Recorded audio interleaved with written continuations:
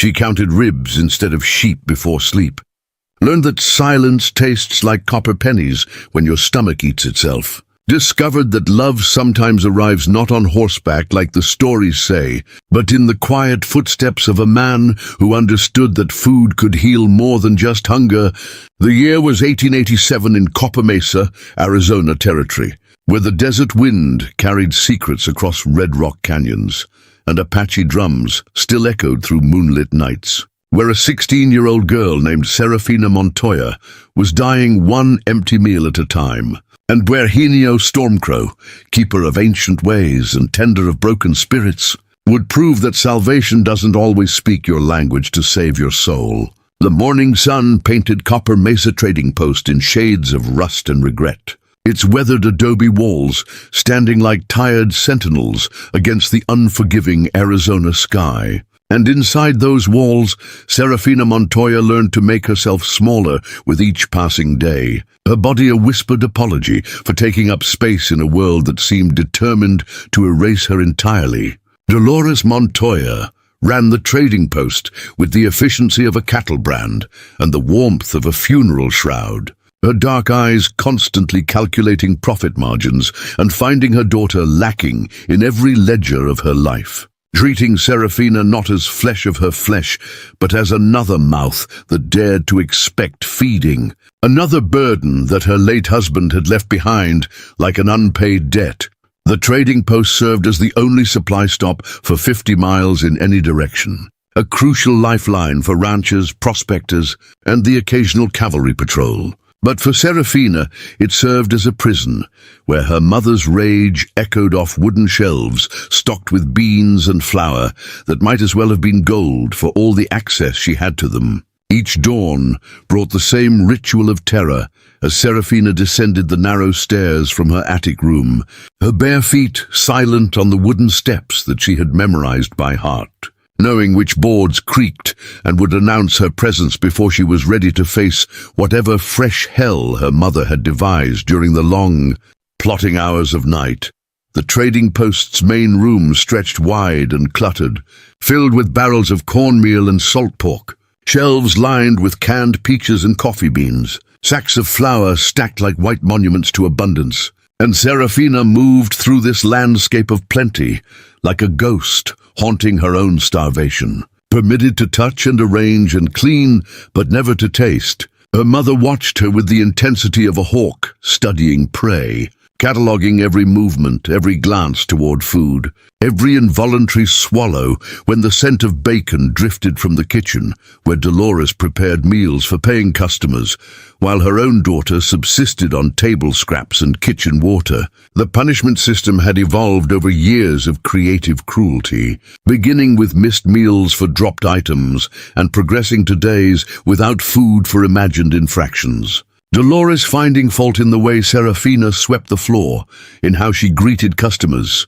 in the very sound of her breathing when the trading post fell quiet during the afternoon lull. Serafina had learned to read her mother's moods like a scout reading weather signs, recognizing the tight line of her mouth that meant a day without breakfast, the particular way she slammed pots that predicted an evening with only water for supper, the dangerous silence that meant even kitchen scraps would be locked away behind the heavy door that separated the storeroom from her reach. The other children in Copper Mesa had stopped inviting her to play years ago, not from cruelty, but from the uncomfortable awareness that something wasn't right in the Montoya household. That Serafina's hollow cheeks and careful movements spoke of secrets too dark for their young minds to process, leaving her isolated in a community that functioned as an extended family for everyone except her. Morning chores began before sunrise, when the desert air still held the memory of coolness and the stars faded reluctantly into dawn. Serafina's day starting with sweeping the trading post's wide front porch, her broom raising small clouds of dust that made her empty stomach clench with dry heaves. Inventory became a special form of torture as she counted cans of tomatoes and wheels of cheese, her fingers tracing labels while her mind calculated how many days she might survive on just one can of peaches. how much strength she might gain from a single bite of the jerky that hung in fragrant strips from the ceiling beams. Customer interactions required careful performance. Serafina greeting ranchers and their wives with a smile that felt like broken glass in her face. Accepting compliments about how helpful she was while fighting the urge to beg them for a crust of bread, a sip of milk, anything to quiet the constant gnawing in her belly. Her mother's business thrived on reputation and relationships. Dolores charming suppliers and customers with her efficiency and fair dealing, presenting herself as a hard-working widow who single-handedly maintained the most reliable trading post in the territory, while behind closed doors she systematically starved the daughter who made that success possible. The irony cut deeper than hunger as Serafina watched families purchase supplies for their own children, mothers carefully selecting the best cuts of salt beef and the finest ground corn. Their love expressed through the quality of food they carried home, while Serafina's own mother used food as a weapon of control and punishment. School had become impossible months ago when Serafina grew too weak to walk the 3 miles to the one-room schoolhouse. Her education ending not with graduation, but with malnutrition, though she had taught herself to read by studying the labels on merchandise and practicing letters in the dust of the trading post floor. Her reflection in the trading post's single mirror showed a stranger's face, her cheeks hollowed into sharp angles that emphasized her dark eyes, her collarbones jutting like broken fence posts, her wrists so thin that her mother's old bracelet slipped off her arm and clattered to the floor like the sound of time running out. Evening brought the cruelest hour when Dolores prepared supper for herself, the scents of fried onions and cornbread filling the trading post, while Serafina pretended to organize already organized shelves, her stomach producing sounds like a wounded animal that made her mother smile with satisfaction. Sleep offered no escape as hunger dreams haunted her nights, vivid visions of feasts that dissolved upon waking, leaving her with the taste of nothing and the renewed awareness that each day brought her closer to a line she might not be able to step back from once crossed. The Apache reservation lay 20 miles southeast of Copper Mesa, a world away in distance, but close enough that Apache traders occasionally appeared at the trading post, their presence creating a tension in the air that made other customers shift uncomfortably and speak in lower voices. Henio Stormcrow had first appeared 3 months ago, a tall man with weathered skin and silver-streaked hair bound in traditional braids, his movements carrying the fluid grace of someone who belonged to the land rather than simply living on it, his dark eyes missing nothing as he surveyed the trading post's offerings. Unlike other Apache who came to trade, Henio spoke fluent English alongside his native tongue, his voice carrying the measured cadence of someone who chose words carefully, who understood that in a world of broken treaties and cultural warfare, every conversation might determine the survival of his people's way of life. His visits followed no pattern that Dolores could anticipate, appearing sometimes during the busy afternoon hours when cowboys and settlers crowded the trading post, other times during the quiet morning moments when only Serafina's soft movements disturbed the desert silence. Serafina had noticed him noticing her during his second visit, the way his gaze lingered when he saw her struggling to lift a heavy sack of flour, how his jaw tightened almost imperceptibly when Dolores snapped at her for moving too slowly, though he said nothing and concluded his business with polite efficiency. The third visit had been different, Henio arriving during the noon hour when Dolores was away delivering supplies to a nearby ranch, leaving Serafina alone to manage the trading post, her hands shaking slightly as she weighed out the coffee beans he requested. Tea. Their first real conversation had lasted only minutes, Henio asking about the quality of the flour, while his eyes took in her hollow cheeks and the way her dress hung loose on her diminishing frame. His questions about merchandise carrying undertones that suggested he was really asking about her well-being. He had left that day with more supplies than usual, his saddlebags heavy with cornmeal and jerky, and Serafina had wondered if Apache families were facing their own hardships. If even warriors and their children sometimes knew the gnawing emptiness that had become her constant companion. The fourth visit brought subtle changes as Henio began asking questions about trading post operations, about delivery schedules and supplier routes, information that seemed innocent enough but created a mental map of when Serafina might be alone, when her mother's attention might be directed elsewhere. His most recent visit had occurred just 3 days ago, Henio's presence coinciding with a merchant caravan's arrival that kept Dolores busy haggling over prices, while Serafina restocked shelves, and aware that Apache eyes were cataloguing every detail of her deteriorating condition. The morning Serafina could not lift the water bucket marked the beginning of her mother's final phase of cruelty. Dolores interpreting physical weakness not as a cry for help, but as deliberate defiance, punishment escalating to include denial of water alongside the ongoing starvation. Dizziness had become Serafina's constant companion, the trading post floor seeming to tilt and sway like a ship's deck during rough weather, her vision blurring at the edges when she stood too quickly or worked too long without rest. Though rest itself brought no relief from the hollow ache in her core, her clothes hung like empty grain sacks, belts cinched to their final holes and still too loose, fabric that had once hugged her growing body now hanging in folds that emphasized how much of her had simply disappeared, consumed by a hunger that fed on itself when nothing else was available. Customer conversations became increasingly difficult as concentration slipped away like water through cupped hands. Serafina losing track of orders mid-sentence, forgetting prices that she had known by heart. Her mind focused entirely on the basic function of keeping her body upright and functional. The heat of late September felt different now, the desert sun seeming to penetrate her skin and burn from the inside out, her body lacking the fuel necessary to regulate temperature, leaving her shivering in shade and sweltering in sunlight, never quite finding the balance that healthy bodies maintained automatically. Night brought terrors that went beyond mere nightmares as her body began to consume muscle along with fat, her heart struggling to pump blood through a system running on empty, her sleep interrupted by cramps and pains that spoke of organs beginning to shut down in the face of prolonged starvation. The mirror now showed a stranger wearing her face, eyes that seemed too large for a skull that had grown sharp and angular, skin stretched tight over bones that had never been meant to show so clearly. Her reflection looking more like a desert ghost than a living 16-year-old girl.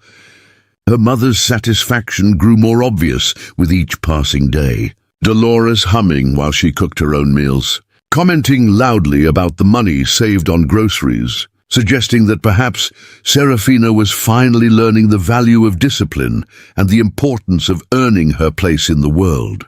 Even the simple act of breathing required conscious effort now, each inhalation a decision to continue fighting against a body that seemed determined to surrender, her ribs visible through her dress, her wrists so thin that her pulse could be seen jumping beneath translucent skin. The trading post's daily routines continued around her slow dissolution, customers coming and going while she faded like a photograph left too long in sunlight, her presence becoming more ghost-like with each passing hour, until even regular customers began to look through her rather than at her. The morning Serafina collapsed while sweeping the front porch marked a turning point that even Dolores could not ignore, though her reaction was anger rather than concern. Fury that her daughter had chosen such a public place to display weakness, where passing travelers might witness the Montoya family's private business. Serafina lay on the wooden planks for several minutes, the world spinning like a child's top, while her mother hissed threats about the embarrassment she was causing, about the questions that might arise if people started talking about the trading post owner who couldn't even keep her own daughter healthy. The collapse had been witnessed by Tom Bradley, a ranch foreman who knew Serafina from her healthier days, his shocked expression and obvious concern creating a new problem for Dolores, who now had to explain away her daughter's condition to someone whose opinion carried weight in the community. Recovery from the collapse took longer than it should have, Serafina's body lacking the reserves necessary to bounce back from even minor exertion, her legs trembling like a newborn colt's as she struggled to stand, her vision tunneling until only a small circle of clarity remained in the center of her sight. That evening brought the harshest punishment yet, as Dolores decided that fainting was a form of attention-seeking behavior that required correction, locking away not just food, but also the trading post's well water, leaving Serafina with only what remained in the wash basin to sustain her through the night. The desert heat of the following day became a form of torture as dehydration compounded starvation. Serafina's mouth dry as old leather, her tongue thick and useless, her body beginning to shut down non-essential functions in a desperate attempt to preserve what little life remained. Customers began to notice the changes more obviously now, their conversations stopping mid-sentence when they saw her struggle with tasks that should have been simple, their eyes following her movements with the uncomfortable awareness that something was deeply wrong in the Montoya household. The Apache trader's timing could not have been more crucial as Henio Stormcrow appeared at the trading post during the afternoon of Serafina's worst day, his arrival coinciding with Dolores's absence on a supply run to town, leaving the dying girl alone with a man who understood survival in ways that transcended cultural boundaries.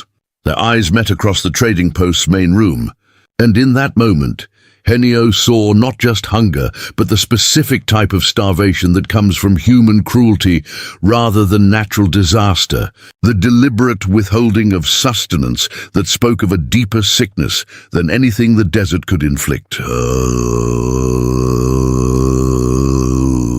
Serafina tried to speak, to offer the traditional greeting that customers expected, but found that her voice had become a whisper, her throat too dry to produce the sounds that might have maintained the pretense that everything was normal, that she was merely a healthy girl helping her mother run a successful business. The moment stretched between them like a bridge, spanning two worlds, Apache warrior and starving child, both understanding that they stood at a crossroads where action or inaction would determine whether Serafina Montoya lived to see another sunrise, whether Henio Stormcrow would honor the ancient Apache way of protecting those who cannot protect themselves. Henio Stormcrow moved through the trading post with the quiet efficiency of a man who had learned to read danger in the subtlest signs, his moccasined feet making no sound on the wooden floor as he approached the counter where Serafina swayed like a sapling in strong wind, her grip on the edge of the wood the only thing keeping her upright. The Apache warrior had seen starvation before, had witnessed the deliberate withholding of food as a weapon of war during the reservation conflicts. But this was different, more insidious, the slow murder of a child by the woman who should have protected her above all others. And his jaw tightened with a rage that he carefully kept hidden behind dark eyes. Serafina tried to focus on his face, but the world kept shifting like heat waves rising from summer stone, her vision blurring until Henio appeared to be standing underwater, wavering and indistinct, though his voice when he spoke cut through the haze with startling clarity. "Water," he said simply, producing a leather flask from his belt and setting it on the counter between them, not as charity but as a transaction, his tone suggesting that she would be doing him a favor by testing its quality for a potential bulk purchase. The flask sat on the worn wood like a miracle made manifest, condensation beading on its surface in the dry air, and Serafina stared at it with the intensity of a dying woman glimpsing salvation. Though years of conditioning made her hesitate, made her glance toward the door where her mother might appear at any moment, Henio understood her fear without explanation, had seen the same expression on the faces of Apache children during the worst years on the reservation, when food was scarce and punishment swift for those who took more than their allotted share, when survival depended on reading the moods of those who controlled life and death. "Your mother," he said, his English carefully neutral. "When does she return?" The question carried no judgment, no curiosity beyond the practical need to understand the timing of their interaction. But Serafina heard the deeper meaning, the recognition that Dolores represented danger rather than protection. 2 hours? Serafina whispered, her voice barely audible. Maybe 3 if she stops to bargain with the Martinez family about their wool shipment, and even speaking those few words left her breathless, her body conserving energy for the most basic functions of survival. Henio nodded once, then stepped around the counter with movements so fluid they seemed choreographed, his presence suddenly filling the space beside her with warmth and strength. Though he was careful not to touch, not to make any gesture that might be misinterpreted by watching eyes, the water from his flask tasted like life itself, cool and clean with the mineral tang of mountain springs, and Serafina had to force herself to drink slowly, her body screaming for more, while her mind calculated the risks of accepting kindness from a stranger, even one whose eyes held the gentle strength of a man who understood suffering. Over the following weeks, Henio's visits to the trading post began to follow a pattern that coincided mysteriously with Dolores's absences, his timing so precise that Serafina began to suspect he was watching the comings and goings of the Montoya household with the patience of a hunter tracking prey. Each visit brought small offerings disguised as business transactions, a piece of jerky that he claimed to be evaluating for quality, hardtack biscuits that he said needed testing for freshness, dried fruit that he examined with theatrical skepticism while sliding portions across the counter toward her trembling hands. The Apache warrior never acknowledged the feeding directly, maintaining the fiction that Serafina was helping him assess merchandise while conducting his own careful assessment of her condition, noting how her color improved slightly after each visit, how her hands grew steadier when nourishment reached her starving system. Serafina learned to watch for the subtle signs of his approach, the way his horse's hoofbeats carried a different rhythm from those of other riders, the particular whistle he used to announce himself from a distance, giving her time to prepare for his arrival and position herself to accept his offerings without appearing desperate. Their conversations grew longer as her strength returned incrementally, Henio asking about her knowledge of the trading post's inventory while really teaching her about Apache traditions, about the way his people viewed hunger and abundance, community and isolation, the sacred duty to feed those who could not feed themselves. He spoke of his own children, Ayana and Nayeli, daughters aged 12 and 14, who helped him tend his small farm on the reservation, their mother having died 3 winters ago from the white man's fever that swept through the Apache camps like wildfire, leaving him to raise them alone. The stories of his daughters served multiple purposes, showing Serafina what normal family relationships looked like, while also establishing his credentials as a protector of young women, a man who understood the sacred responsibility of keeping children safe and nourished in a world that often seemed designed to destroy them. Serafina found herself looking forward to these visits with an intensity that frightened her, the knowledge that Henio would appear with food and water and gentle conversation becoming a lifeline that she grasped with both hands, even as she wondered what he might want in return for his kindness. The question of payment haunted her thoughts during the long hours between his visits, her experience with her mother having taught her that kindness always came with a price, that nothing was given freely without expectation of return. Though Henio's behavior suggested a different understanding of human interaction, his teaching extended beyond mere feeding as he began to share Apache wisdom about survival, about reading the desert's moods and finding water in seemingly barren landscape. Knowledge that he presented as casual conversation, but which Serafina recognized as tools for independence, for the possibility of life beyond the trading post's walls. The first time Henio brought her a piece of his daughter Ayana's cornbread, wrapped carefully in clean cloth and still warm from the morning's baking, Serafina wept tears that she had thought her dehydrated body could no longer produce. the taste of loving preparation as nourishing as the food itself. "My daughter," Henio explained quietly. "She says that bread baked with angry hands tastes bitter, but bread made with caring hands heals more than just hunger." And Serafina understood that this was not just food, but a message from one young woman to another, an acknowledgement of shared understanding across cultural boundaries. The Apache warrior began to time his visits, not just to avoid Dolores, but to coincide with the moments when Serafina's strength was lowest, appearing as if summoned by some invisible signal when her body threatened to collapse entirely.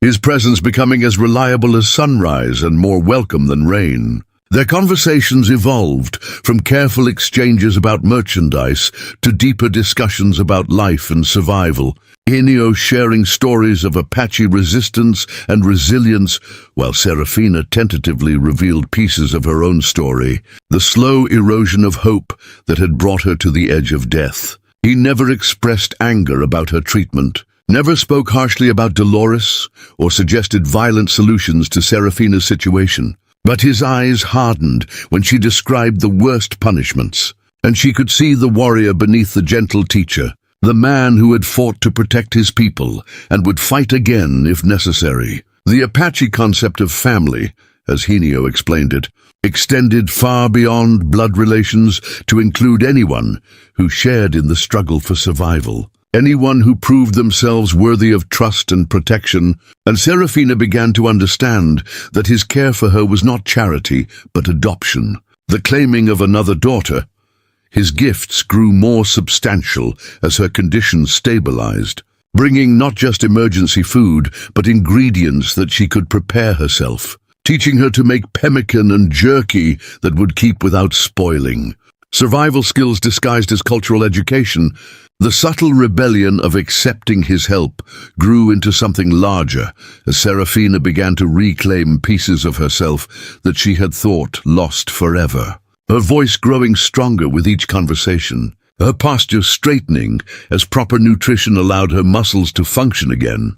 Henio's own healing became apparent as their friendship deepened, the shadows in his eyes lifting slightly as he found purpose in protecting another man's daughter. As his paternal instincts found expression beyond the boundaries of his own family, creating new connections across the artificial divisions of race and culture. The risk they both took in maintaining their secret relationship increased with each passing week, but so did their mutual commitment to seeing it through, both understanding that what they had built together was worth protecting, worth the careful choreography required to keep it hidden from those who would destroy it. Henio's daughters began to appear in their father's stories with increasing frequency, their voices echoing through his words as he shared their reactions to his accounts of the trading post girl who needed their prayers and their practical help. Their immediate adoption of Serafina into their circle of concern. Ayana, the older daughter, sent gifts through her father, hair ribbons and small beaded ornaments that spoke of hours spent in careful crafting, each piece carrying the message that Serafina was remembered and valued by young women she had never met, but who claimed her as sister. Nayeli, younger and more impulsive, contributed drawings made with charcoal on smooth pieces of bark, scenes of Apache daily life that served as windows into a world where children played freely and families gathered around abundant tables, where love was expressed through inclusion rather than exclusion. The practical wisdom that flowed from the Apache family proved as valuable as the food. Henio teaching Serafina how to hide emergency supplies in places where her mother would never think to look, how to preserve strength during the worst periods of starvation, how to maintain hope when survival seemed impossible. Their cultural exchange deepened as Serafina began to teach Henio about the trading post's operations, about the schedules and habits of various suppliers and customers, information that he absorbed with the same careful attention he gave to tracking game or reading weather patterns. The Apache warrior's presence in her life created a sense of protection that extended beyond their actual meetings. Serafina drawing strength from the knowledge that someone in the world cared whether she lived or died. that her suffering had been witnessed and deemed unacceptable by a man whose people understood injustice. Before we jump back in, tell us where you're tuning in from, and if this story touches you, make sure you're subscribed, because tomorrow I've saved something extra special for you. Helena began to speak more openly about the possibility of alternatives to her current situation, not as immediate escape plans, but as theoretical discussions about how young people might find new families when their birth families failed them. How survival sometimes required difficult choices. The contrast between Helena's gentle strength and her mother's cruel weakness became more stark with each interaction. Serafina gaining perspective on the abnormality of her situation through exposure to someone who treated her with basic human dignity, who saw her potential rather than her failures. His stories of Apache history included accounts of adoption ceremonies, of children claimed by families other than those who birthed them, cultural practices that normalized the idea that belonging could be chosen rather than merely inherited. That family was about love and protection rather than blood and obligation. The idea of choice began to take root in Serafina's mind as her physical strength returned. The concept that she might have options beyond simply enduring her current situation. That Helena's presence in her life might represent not just temporary relief, but the possibility of fundamental change. The morning that Tom Bradley arrived at the trading post while Helena was visiting marked the beginning of a new level of risk. The ranch foreman's surprise at finding an Apache warrior sharing a meal with the starving girl, creating questions that had no safe answers. Helena's reaction to the interruption revealed his own understanding of the precarious nature of their relationship, his immediate shift into the role of customer conducting business. Though not before Tom Bradley's sharp eyes noted the breadcrumbs around Serafina's mouth and the color in her cheeks. The ranch foreman's concern for Serafina's welfare had been growing since her collapse on the trading post porch. His questions about her health becoming more direct and his observation of the Montoya household more careful, making him a potential ally but also a potential threat to their secret arrangement. Helena handled the encounter with diplomatic skill, engaging Tom Bradley in conversation about cattle prices and weather patterns, while subtly demonstrating his own respectability and peaceful intentions.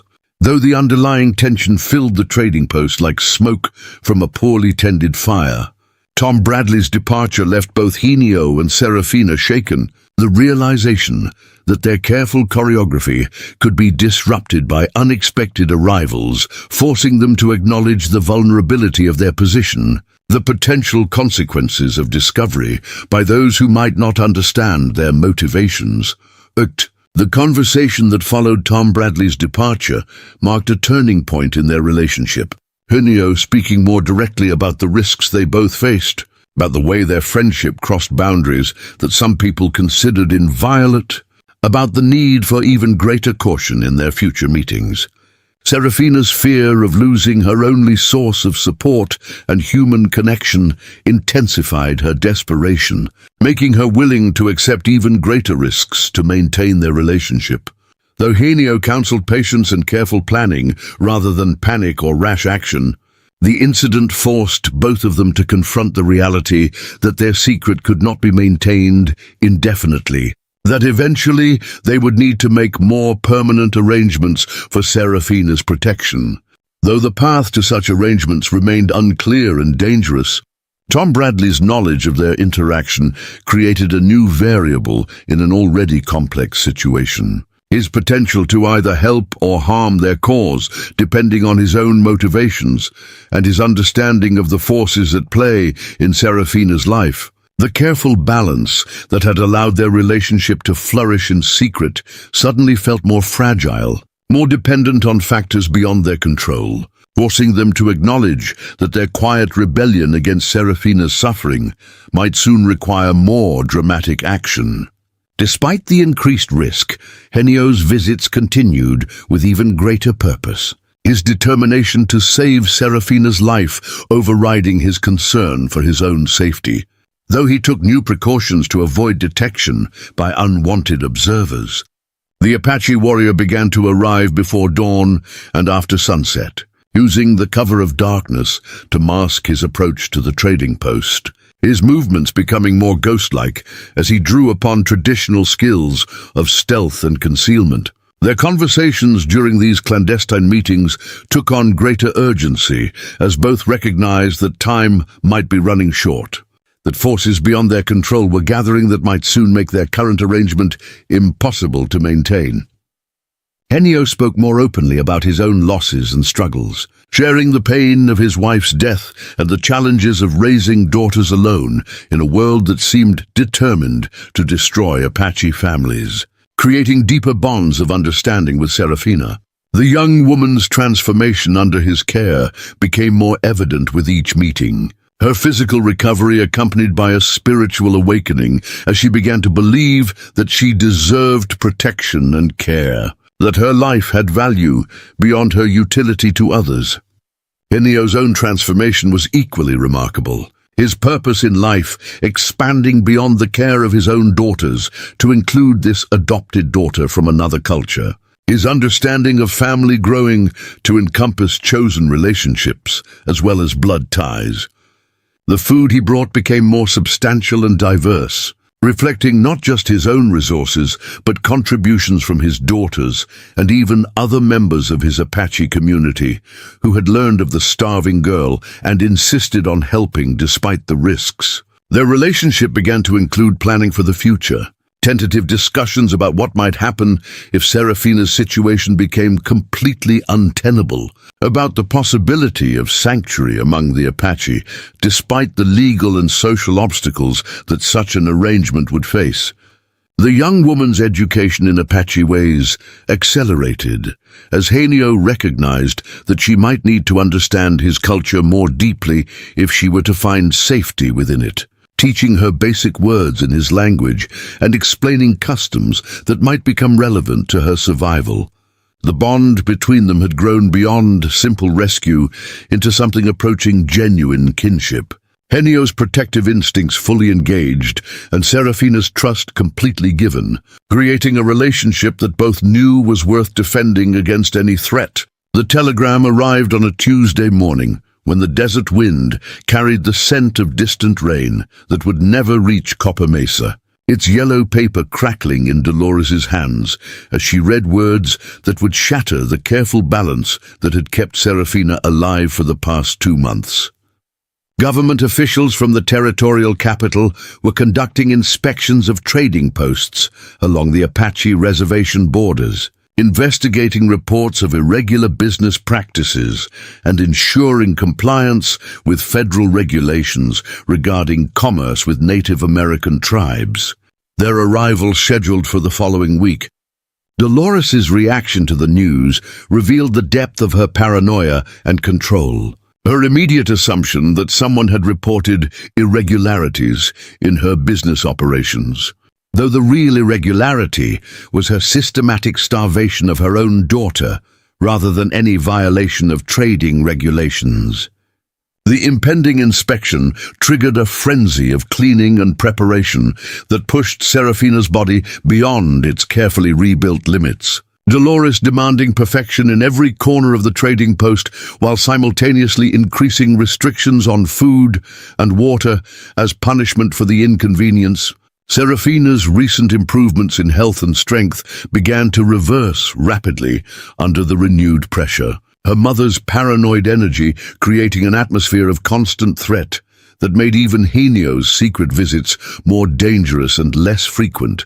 The Apache warrior recognized the signs of renewed crisis when he arrived for what would become a pivotal encounter, finding Serafina collapsed behind the counter during the afternoon heat, her breathing shallow and her skin burning with fever that spoke of dehydration and exhaustion. Henio's decision to break his own rules about maintaining distance came without hesitation, his strong arms lifting Serafina from the trading post floor and carrying her into the back room where the afternoon shadows provided relief from the punishing sun. The sound of approaching hoofbeats forced a moment of terrible choice as Dolores returned earlier than expected from her preparations in town. Henio, faced with the decision to abandon Serafina in her current state, or reveal himself as more than just a casual customer. The Apache warrior chose protection over concealment, positioning himself between Serafina's unconscious form and the door through which her mother would enter, his hand resting on the knife at his belt, while his mind calculated the consequences of the confrontation that was about to unfold. Dolores's entrance into her own trading post became a moment of suspended violence as she discovered an Apache man standing over her daughter's prostrate body, her scream of rage and fear echoing off the wooden walls like the cry of a hunting hawk. The accusations that poured from Dolores's mouth revealed the depth of her hatred, not just for Apache people, but for anyone who might threaten her control over Serafina. Her words cutting through the air like weapons designed to wound both the warrior and the girl he had been protecting. Henio's response came in English precise and measured, his explanation of Serafina's condition delivered with the authority of someone who had witnessed true starvation and recognized its deliberate infliction, though his calm tone did nothing to reduce the tension crackling between them. "Your daughter is dying," he said simply, his dark eyes meeting Dolores's furious gaze without flinching. "And you are killing her as surely as if you held a blade to her throat. Except your weapon is hunger, and your battlefield is her own home." The truth spoken aloud in the trading post, where it had been hidden for so long, seemed to take physical form, hanging in the air between them like smoke from a signal fire, impossible to ignore or deny despite Dolores's immediate attempts to deflect blame onto external forces. Serafina's consciousness returned gradually during the verbal battle, her awareness filtering back through layers of heat and exhaustion to find herself at the center of a confrontation that would determine the course of her remaining life. Dolores's threats escalated quickly from accusations of trespassing to promises of involving territorial authorities, her voice rising to match her panic as she realized that her carefully constructed image as a respectable businesswoman was crumbling in the face of Henio's calm testimony. The Apache warrior's response to her threats revealed the extent of his own preparation for this moment. His mention of witnesses and documentation suggesting that he had been building a case against her treatment of Serafina long before this confrontation became inevitable. "Tom Bradley has eyes," Henio said quietly, "and Sheriff Martinez has ears, and both have been asking questions about why a healthy girl becomes a skeleton in her own mother's house while food rots on the shelves around her." The mention of official attention sent Dolores into a fury that bordered on madness, her careful facade of respectability dissolving to reveal the cruel desperation beneath. Her threats against both Henio and Serafina becoming increasingly wild and violent. Serafina's voice, when she finally found the strength to speak, cut through her mother's ranting like a blade through fabric. Her words simple, but carrying the weight of years of silent suffering, finally given expression. "I choose him," Serafina whispered, her words barely audible but carrying absolute conviction. The simple declaration representing a rejection not just of her mother's authority, but of the entire system that had allowed her abuse to continue unchallenged. The silence that followed her words stretched like a held breath, the trading post seeming to pause in its very existence as the meaning of her choice settled over the three people whose lives would be forever changed by this moment. Henio's acceptance of her choice came without hesitation, his nod carrying the weight of Apache tradition that recognized the right of the suffering to seek sanctuary among those who would protect them. Regardless of blood ties or cultural boundaries, Dolores's reaction exploded like a powder keg touched by flame, her threats becoming promises of violence that revealed the true nature of her relationship with her daughter. The mask of maternal authority finally stripped away to show the face of a predator losing its prey. The Apache warrior's transformation from gentle teacher to protective warrior happened in the space between one heartbeat and the next, his posture shifting to accommodate the possibility of violence while his voice remained steady and calm. "She comes with me," Henio stated, the words carrying no room for negotiation. "Tonight, before the officials arrive and ask questions that you cannot answer without revealing what you have done to your own child." Serafina's gathering of her few possessions took only minutes, her worldly goods fitting easily into a small bundle that spoke volumes about the poverty in which she had been kept, despite the trading post's obvious prosperity. The photograph of her father, hidden for years beneath loose floorboards, emerged along with the sketches she had made in secret, the artistic expressions that had sustained her spirit during the darkest periods of her imprisonment. Henio's practical preparations revealed the extent to which he had anticipated this moment. His saddlebags already containing supplies for 2 riders, his planning extending beyond immediate escape to encompass the challenges of integrating Serafina into Apache life. Dolores's final threats followed them as they prepared to leave, her promises to involve territorial authorities and tribal agents, creating a cloud of future danger that would follow them beyond the borders of Copper Mesa. The ride toward the Apache reservation began in the pre-dawn darkness, when the desert air still held the coolness of night, and the stars provided navigation for those who knew how to read their ancient messages. Henio's horse carried double weight without complaint, the sturdy Pinto accustomed to long journeys across difficult terrain, while Serafina clung to the warrior's waist with arms that still trembled from her recent ordeal but held fast with newfound determination. The trail they followed avoided the main roads, where territorial patrols might question an Apache man traveling with a Mexican girl, instead cutting through arroyos and canyon passages that required intimate knowledge of the desert's hidden geography. Serafina's first experience of the open desert at night revealed a world of beauty that she had never imagined. The vast sky scattered with stars that seemed close enough to touch, the silence broken only by the distant calls of coyotes and the steady rhythm of hoofbeats. Henio's stories during their journey served multiple purposes, distracting Serafina from her fear while teaching her about the land they traveled through, the Apache names for landmarks, and the traditional uses for desert plants they passed. The sun's rising painted the desert in shades of gold and red that took Serafina's breath away, the beauty of the landscape providing a stark contrast to the ugliness she was leaving behind.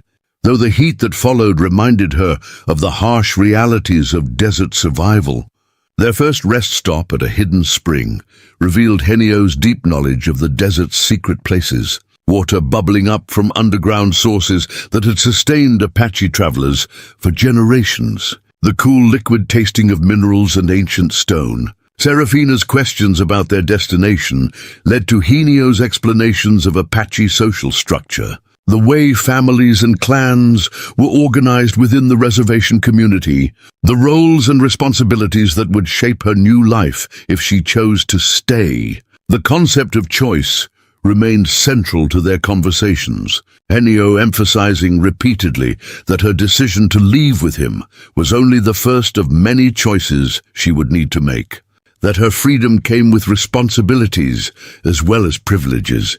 His descriptions of his daughter's reactions to the news of Serafina's arrival painted a picture of eager acceptance. Young women who had lost their mother and understood the value of expanding their family circle to include another sister in need.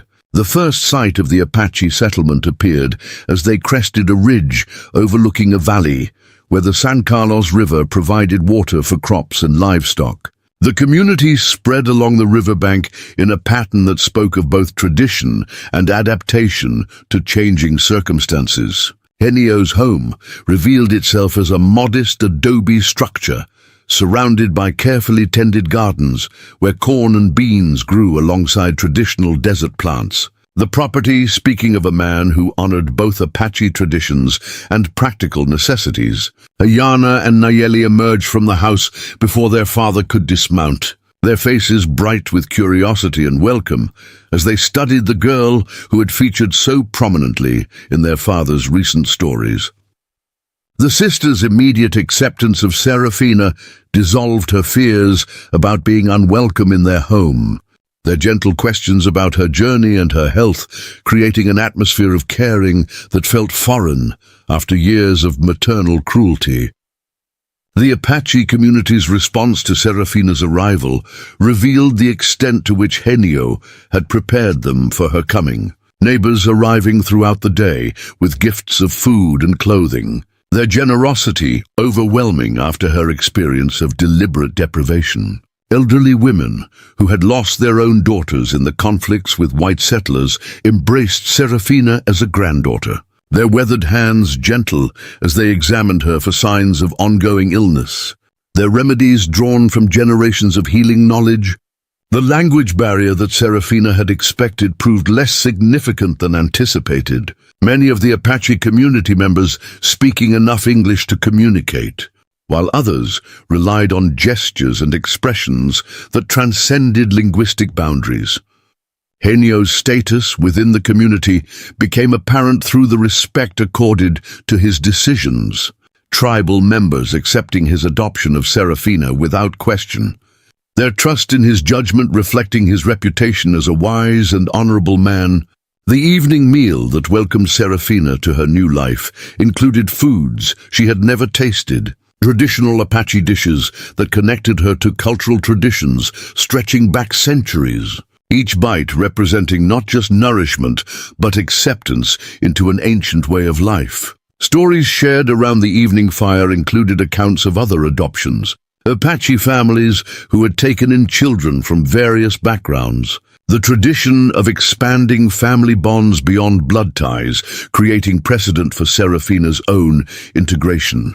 The first week in the Apache community brought discoveries that challenged everything Serafina had learned about family relationships. The gentle rhythms of life in Helena's household providing a stark contrast to the chaos and cruelty she had known.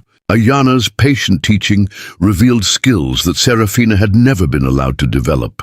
Traditional women's crafts like beadwork and weaving that required concentration and creativity, activities that fed her soul as much as her body.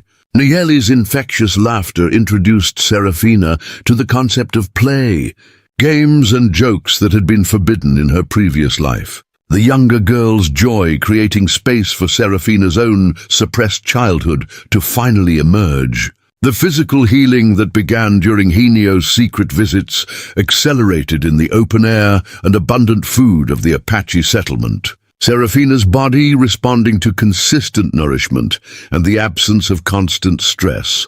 Her artistic abilities, revealed through sketches hidden in her small bundle of possessions, attracted the attention of tribal elders who recognized talent that could be developed through traditional Apache artistic traditions. The dreams that had plagued her sleep began to change from nightmares of starvation to visions of possibility. Her unconscious mind processing the reality that she was safe and wanted, that her future might hold beauty rather than suffering. Helena's gentle guidance helped her understand Apache's spiritual beliefs about the connection between land and people, concepts that provided healing for wounds that went deeper than physical hunger. The community's children accepted her without the wariness that had marked her interactions with non-Apache youth, their innocence creating opportunities for Serafina to experience the friendships that her isolation had prevented. Daily routines in the Apache settlement included responsibilities that made Serafina feel useful without being exploited. Her contributions to household and community tasks valued rather than taken for granted. The growing strength in her body paralleled the growth of confidence in her spirit, each day bringing evidence that she was capable of more than mere survival, that she could contribute meaningfully to the life of her adopted community.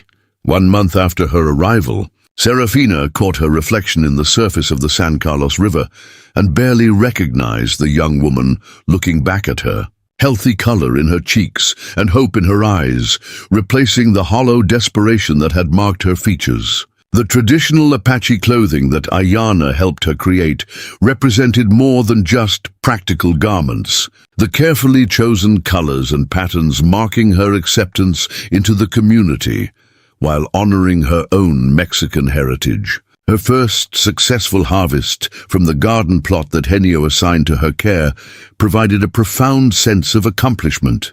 The corn and beans she had tended representing her ability to nurture life rather than merely endure it. The Apache language lessons that began as practical communication developed into something deeper, each new word and phrase connecting her more firmly to the community that had embraced her. Henio's pride in her progress showed in small gestures and quiet conversations, his satisfaction in her transformation reflecting not just her recovery, but his own healing from the loss of his wife and the expansion of his family. The stories that community elders began to include her in represented a form of adoption that went beyond legal or social recognition, her presence in traditional narratives marking her acceptance as a true member of the tribe. Her artistic skills evolved through exposure to Apache artistic traditions, her sketches incorporating design elements and spiritual symbols that reflected her growing understanding of her new cultural heritage. The nightmares that had haunted her sleep continued to fade, replaced by dreams of desert landscapes and community celebrations, her unconscious mind finally accepting that safety was not temporary but genuine. Physical activities that had been impossible during her starvation became sources of joy. Her participation in traditional dances and seasonal ceremonies marking milestones in her recovery and integration. The young woman who had once counted ribs before sleep now fell asleep counting blessings, her gratitude for each day of abundance and acceptance creating a foundation for a future she could finally dare to envision. 3 months after Serafina's disappearance from Copper Mesa, territorial authorities arrived at the trading post with questions that Dolores could not answer without revealing the true nature of her daughter's departure. Her carefully constructed lies beginning to unravel under official scrutiny. Agent Samuel Morrison of the Bureau of Indian Affairs had been conducting routine inspections along the reservation border when reports reached him of irregular circumstances surrounding a missing Mexican girl and her alleged abduction by an Apache man. The allegations serious enough to warrant federal intervention. Dolores's version of events painted Henio as a dangerous savage who had kidnapped her innocent daughter, her testimony carefully crafted to inflame existing prejudices against Apache people, while concealing her own role in driving Serafina to seek protection elsewhere. The investigation expanded beyond simple missing person inquiries when Agent Morrison discovered inconsistencies in Dolores's business records, financial irregularities that suggested she had been profiting from government contracts while failing to provide adequate care for her own family. Sheriff Martinez's reluctant participation in the federal investigation revealed his own suspicions about the Montoya household. His previous observations of Serafina's condition lending credibility to alternative theories about her disappearance. Tom Bradley's testimony provided crucial context that challenged Dolores's narrative. The ranch foreman's detailed accounts of Serafina's physical deterioration and her mother's callous treatment creating a picture that contradicted claims of loving maternal concern. The discovery of Serafina's hidden sketches beneath the trading post floorboards offered evidence of her artistic abilities and emotional state. The drawings depicting scenes of hunger and despair that spoke more eloquently than any witness testimony. Agent Morrison's experience with Indian affairs had taught him to recognize the signs of abuse and neglect. His professional assessment of the evidence pointing toward a conclusion that would vindicate Henio's actions rather than condemn them. The federal investigation's expansion to include Apache reservation authorities created new complications as tribal leaders were forced to navigate between protecting their community members and avoiding conflict with territorial government. Word of the official inquiry reached the Apache settlement through traditional communication networks, creating anxiety within the community about potential consequences for harboring a non-Apache refugee, even one who had been legitimately adopted according to tribal customs. Territorial law regarding Apache adoption of non-native children existed in a gray area, complicated by competing jurisdictions and conflicting federal policies. The legal framework inadequate to address cases like Serafina's that crossed cultural and ethnic boundaries. Agent Morrison's consultations with territorial attorneys revealed the complexity of pursuing charges against Henio, the lack of clear legal precedent for cases involving voluntary departure of minors from abusive situations, creating procedural obstacles. Dolores's insistence on pressing kidnapping charges forced authorities to consider the broader implications of such prosecutions, the potential for setting dangerous precedents that might criminalize legitimate rescue efforts by community members. The Apache Tribal Council's formal response to the allegations emphasized their traditional right to provide sanctuary for those seeking protection. Their position backed by treaty obligations that recognize tribal sovereignty in matters of internal governance. Preparing and narrating this story took us a lot of time, so if you are enjoying it, subscribe to our channel. It means a lot to us now. Back to the story. Legal experts from the territorial capital arrived to review the case. Their analysis complicated by the intersection of family law, Indian affairs regulations, and federal jurisdiction over crimes involving reservation residents. Sheriff Martinez's investigation into the trading post's business practices uncovered evidence of financial impropriety that shifted focus away from Henio's alleged crimes toward Dolores's documented violations of territorial commerce regulations. The revelation that government inspection schedules had been leaked to trading post operators in advance suggested corruption within the territorial administration. Creating political pressure to resolve the Serafina case quickly and quietly, Agent Morrison's growing understanding of the true circumstances led him to recommend against prosecution of Henio. His official report documenting the evidence of maternal abuse and the Apache community's legitimate protective response. Territorial Governor William Hartley's review of the case file revealed the political dangers of pursuing charges that might be perceived as persecution of Apache people exercising traditional adoption rights while protecting an abused child. The legal stalemate created by competing interpretations of jurisdiction and authority left Serafina's status in limbo, her safety dependent on the Apache community's commitment to protecting her regardless of official recognition. Dolores's frustration with legal delays led her to seek alternative methods of retrieving her daughter. Her contact with private enforcement agencies revealing the existence of men willing to pursue Apache fugitives for the right price. Jake Morrison and his partner Dutch Kessler operated outside the boundaries of territorial law, their reputation for tracking down runaway Indians making them attractive to clients who wanted results without regard for legal niceties. The bounty hunters' arrival in Copper Mesa created immediate tension, as their presence suggested that the Serafina case would be resolved through violence rather than legal process, their reputation preceding them like the scent of gunpowder.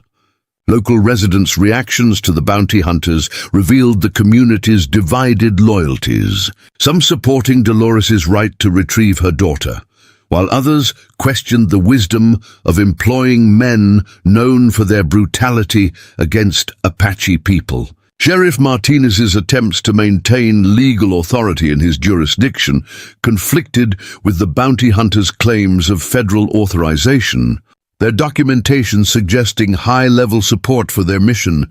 The hunters' investigation methods included threats and intimidation directed at anyone suspected of having information about Serafina's whereabouts, their approach creating fear throughout the region's Mexican and Apache communities. Intelligence gathering about Apache settlement patterns revealed the hunters' systematic approach to their search. Their knowledge of reservation geography and tribal customs suggesting previous experience in hunting Native Americans. Tom Bradley's refusal to cooperate with the bounty hunters earned him their particular attention. The ranch foreman's protective stance toward Serafina marking him as an obstacle to their mission. The hunters' presence in the area triggered traditional Apache warning systems as tribal scouts monitored their movements and reported their activities to reservation leaders, the ancient network of communication proving its continued relevance. Henio's response to intelligence about the bounty hunters revealed his own military background, his calm preparations for potential conflict, drawing upon skills developed during years of resistance against American expansion. The Apache settlement's transformation from peaceful community to defensive fortress happened gradually as reports of the bounty hunters' approach reached tribal leaders. Traditional security measures activated to protect all residents. Children's activities became restricted to areas within the settlement perimeter, their freedom to roam the surrounding desert curtailed by the need to prevent them from encountering hostile outsiders seeking information about Serafina. Serafina's integration into Apache defensive preparations revealed her own courage and determination, her willingness to take up arms if necessary, demonstrating how completely she had embraced her adopted community's values. The settlement's warriors began organizing patrol schedules that would ensure continuous surveillance of approaches to their territory. Their coordination reflecting military discipline developed through generations of conflict. Henio's daughters faced the reality that their expanded family had brought danger to their community. Their acceptance of this burden, revealing the depth of their commitment to protecting their adopted sister. Traditional Apache hiding places were prepared to conceal non-combatants if violence became unavoidable. The community's survival strategies drawing upon centuries of experience with hostile forces. Communication with other Apache settlements established a network of mutual support that would provide sanctuary and assistance if the local community faced overwhelming force. The psychological pressure of living under threat began to affect daily life as residents struggled to maintain normal routines while preparing for potential violence. The stress-testing community bonds. Serafina's guilt about bringing danger to people who had shown her nothing but kindness created internal conflict that Henio and his daughters worked to address through traditional Apache teachings about shared responsibility.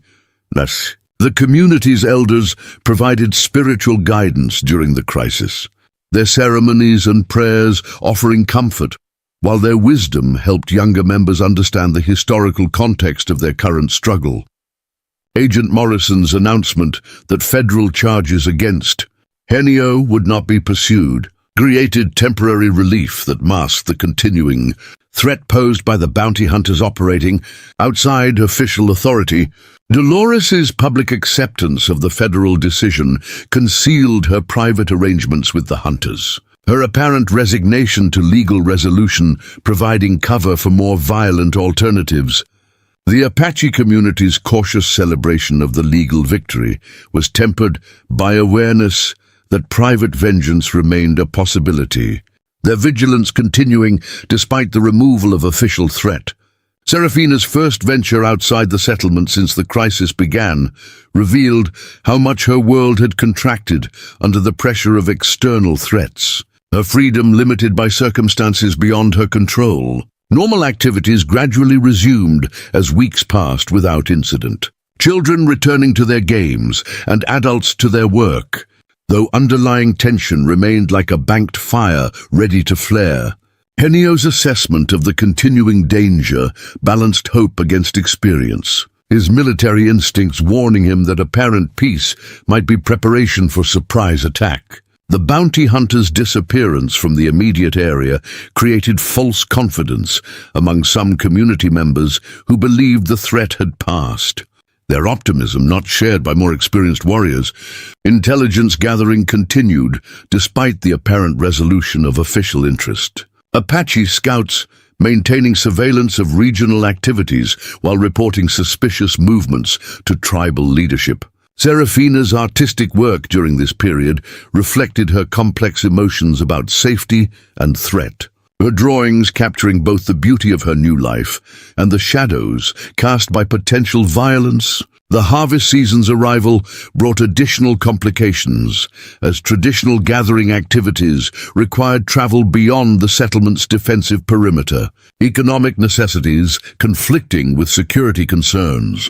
Dutch Kessler's reconnaissance of Apache territory revealed detailed knowledge of tribal movements and settlement patterns, his careful observation suggesting that attack plans were being developed with military precision.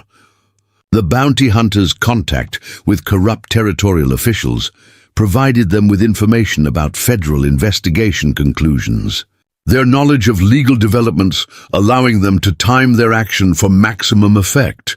Weapons acquisition through black market channels equipped the hunters with firepower superior to typical Apache armaments, their preparation suggesting they expected significant resistance to their kidnapping attempt. Local informants recruited through intimidation and bribery provided the hunters with current intelligence about Serafina's daily routines and the settlement's defensive preparations. The timing of the planned attack was coordinated with territorial patrol schedules, ensuring that official law enforcement would be unavailable to respond to Apache requests for assistance.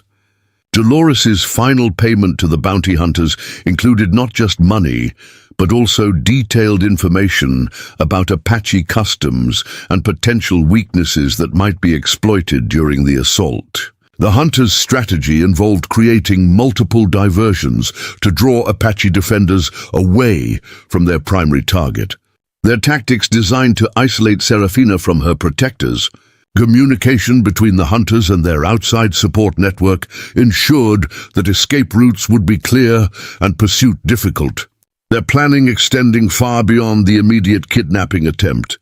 The psychological warfare component of their plan included spreading false information about the size and equipment of their force, designed to create panic and confusion among Apache defenders.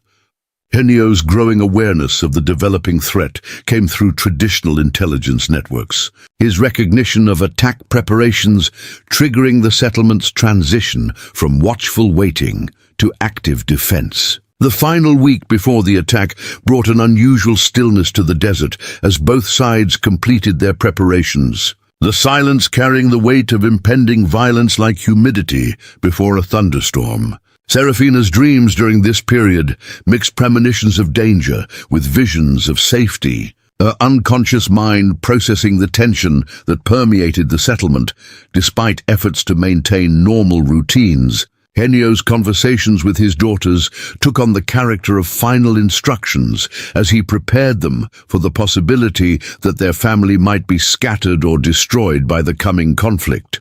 The Apache community's spiritual preparations included ceremonies designed to strengthen their resolve and seek protection from traditional sources of power, their faith providing comfort in the face of overwhelming odds. Practical preparations continued alongside spiritual ones as weapons were cleaned and sharpened, ammunition counted and distributed, and defensive positions strengthened to withstand prolonged assault. Serafina's training in basic combat skills revealed her determination to defend herself and her adopted family, her willingness to fight marking the complete transformation from helpless victim to community member. The settlement's children were gradually moved to more secure locations as their safety became the priority around which all other defensive planning revolved, their protection worth any sacrifice. Communication with neighboring Apache groups established mutual aid agreements that would provide reinforcement if the attack could be survived long enough for help to arrive. Weather patterns suggested that the attack would come during the new moon, when darkness would provide cover for the hunters' approach. The timing adding another layer of difficulty to Apache defensive planning. The last peaceful sunset over the settlement cast long shadows that seemed to point toward an uncertain future.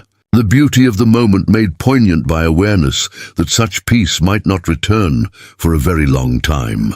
The assault began at midnight, when desert shadows provided perfect cover for the bounty hunters' approach. Their movements coordinated with military precision as they surrounded the Apache settlement from 3 directions. Jake Morrison's tactical experience evident in the carefully planned timing that coincided with the darkest phase of the new moon.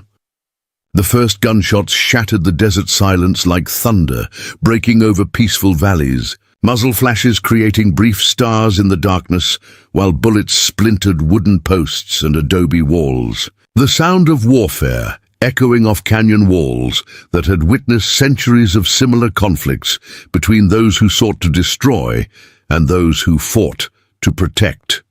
Enio's response came instantly as Apache defenders took positions they had rehearsed for weeks. Their return fire disciplined and accurate despite the chaos of surprise attack. Traditional warfare skills proving their worth against modern weapons as warriors who had learned combat from fathers and grandfathers demonstrated that technology could not replace courage and determination. Serafina's awakening to the sound of gunfire transformed her from sleeping girl to determined fighter in seconds. Her hands reaching for the rifle that Henio had taught her to use during long afternoons of preparation. Her fear overcome by fierce protectiveness for her adopted family that burned brighter than terror.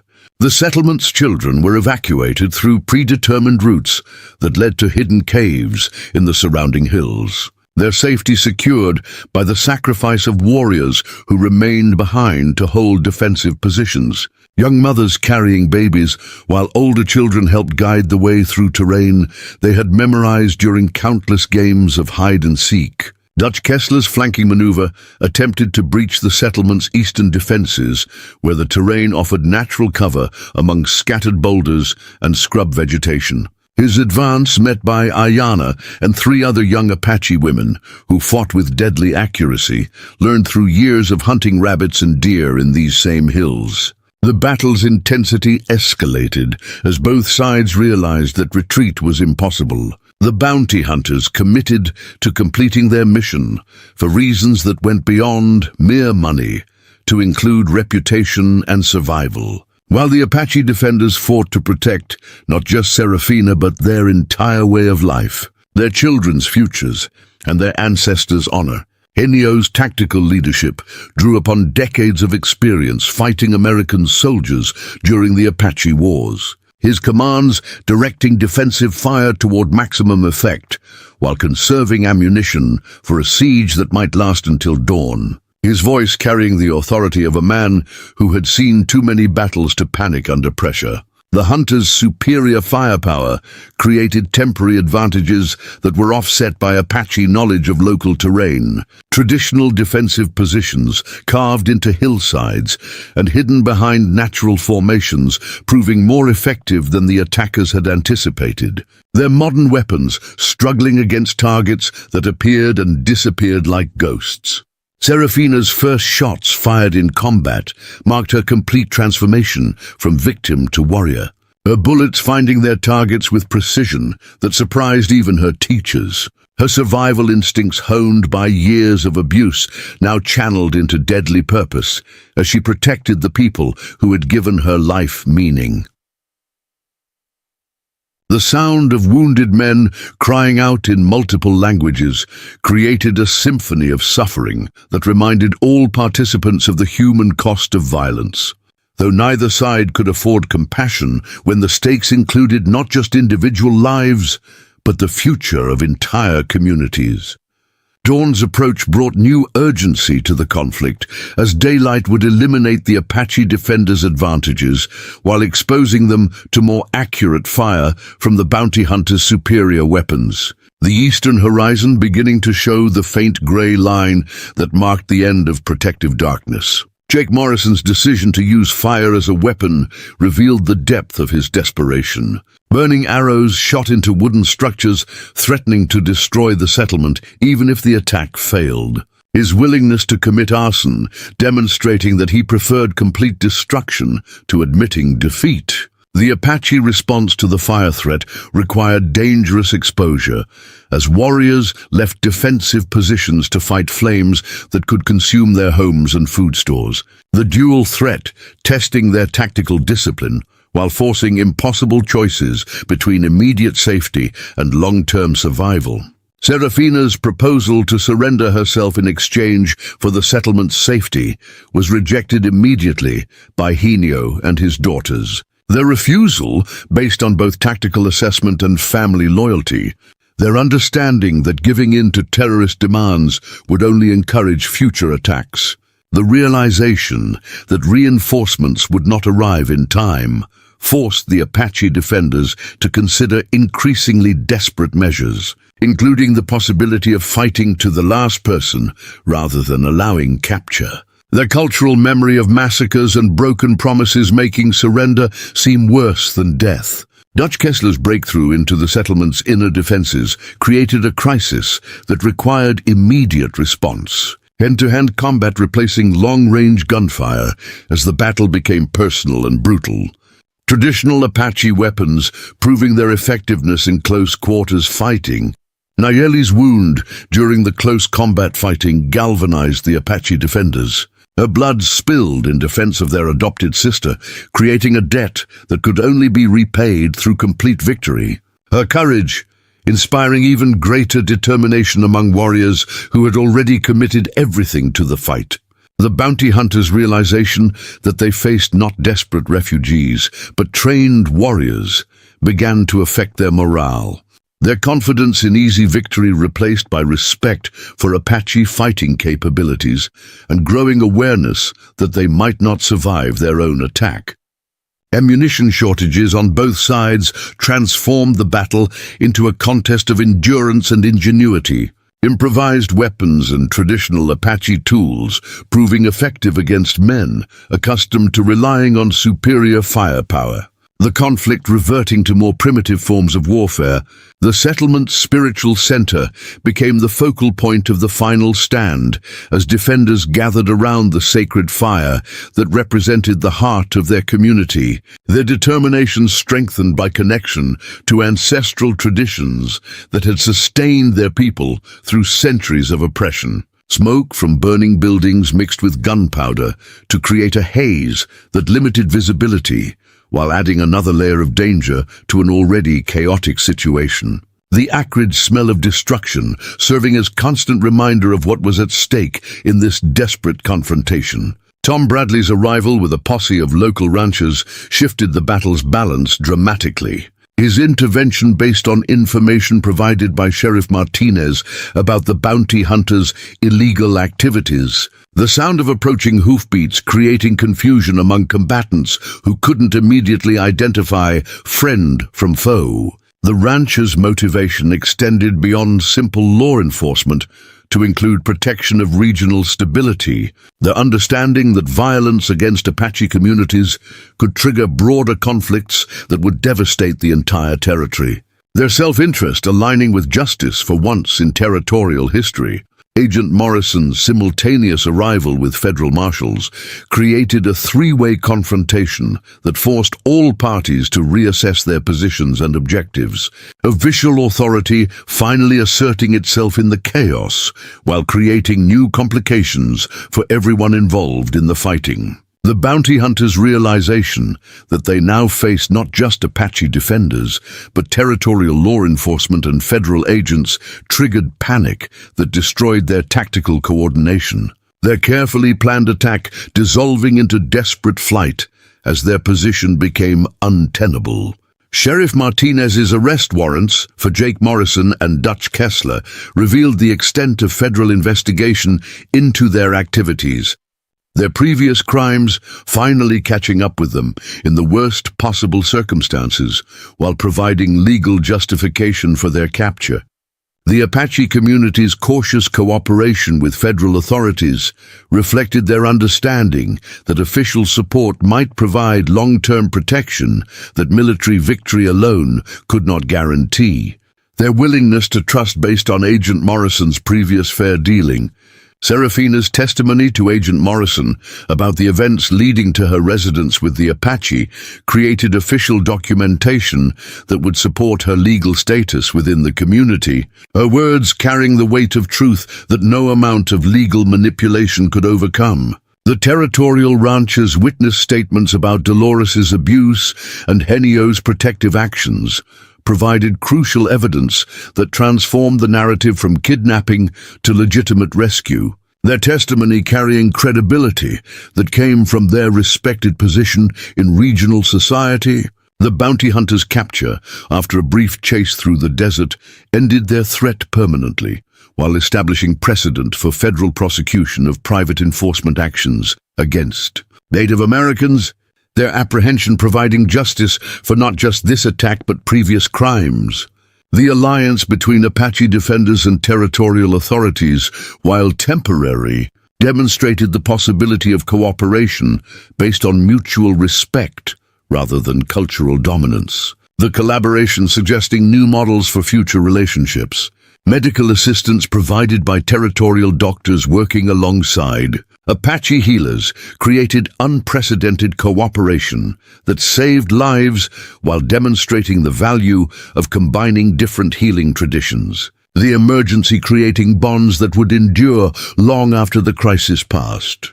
Federal jurisdiction over crimes committed on reservation land provided the framework for prosecuting the bounty hunters while protecting Apache sovereignty in matters of internal governance. The legal complexity requiring careful navigation to avoid setting dangerous precedents. Agent Morrison's comprehensive report documented not only the attack on the settlement, but also the systematic abuse that had driven Serafina to seek Apache protection, creating official recognition of her status while building a case for federal intervention in child welfare matters. The territorial court's formal hearing on Serafina's custody included testimony from community members who had witnessed her transformation from starving victim to thriving young woman. Their words painting a picture of successful integration that contrasted sharply with her previous suffering. Dolores's appearance at the hearing revealed the full extent of her delusion and cruelty, her public testimony alienating even her former supporters, while strengthening the case for Apache custody. Her inability to show genuine remorse, shocking observers who had previously given her benefit of doubt. The judge's decision to recognize Apache adoption customs as valid under territorial law created legal precedent that would protect other children in similar circumstances. The ruling establishing formal recognition of tribal authority in family matters. Henio's formal adoption of Serafina through both Apache ceremony and territorial documentation ensured that her status could not be challenged by future legal actions. The dual recognition providing protection under both traditional and modern legal systems. The financial restitution ordered against Dolores included compensation for medical care and education that Serafina had been denied, though money could never repair the emotional damage inflicted. The monetary judgment serving more as recognition of wrongdoing than adequate compensation. C. Federal oversight of the trading post's operations removed Dolores's ability to abuse her position of trust while ensuring that government contracts would not subsidize criminal behavior. The investigation revealing widespread corruption that extended beyond her individual case. The establishment of regular federal monitoring of reservation border communities created safeguards against future exploitation of vulnerable individuals, regardless of their ethnic background. The systematic approach addressing root causes rather than just individual symptoms. The legal victory's broader implications extended beyond Serafina's case to establish protections for all children seeking refuge from abusive situations. the precedent benefiting future generations while recognizing tribal communities as legitimate sanctuaries. Defense attorneys for the bounty hunters attempted to claim federal authorization for their actions, but investigation revealed that their documentation was forged and their authority non-existent. Their deception adding additional charges to their already lengthy list of crimes. The Apache settlement's victory celebration combined traditional ceremonies with expressions of gratitude toward the non-Apache allies who had supported their cause. The gathering representing unprecedented cooperation between communities that had historically viewed each other with suspicion. Serafina's formal acceptance into the tribe through ancient rituals marked not just her personal integration, but also recognition of her courage during the battle, her warrior status earned through blood and sacrifice rather than mere ceremony. The sacred traditions adapted to honor her unique circumstances. The healing ceremony for those wounded during the attack included both traditional Apache medicine and assistance from territorial doctors. The collaboration demonstrating practical benefits of cultural cooperation while honoring the effectiveness of both healing systems.